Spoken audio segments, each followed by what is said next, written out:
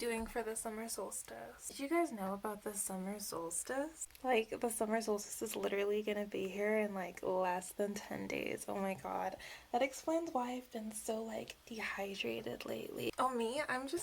I'll probably play with my gems and just go by the ocean and, you know, just stare at the moon. You know, it would be fun. We should just go around guessing each other's sun, moon, and rising. I'll go first. Gemini, Taurus, Cancer. Okay. I said you go. You know, that makes sense because you're a rising Scorpio.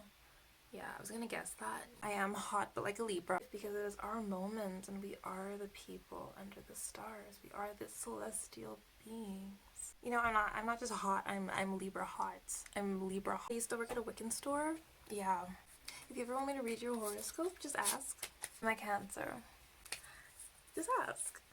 Just ask. You want me to read your horoscope? I'm a Cancer. Do you want me to? I'll do it for I'm a Candor. Yeah, okay, let's do it. I'm a Candor. I'm a Cancer. Cancer. I'm a Canindor. I'm a Caninador. The sun just moved into Scorpio. Do you know what this means?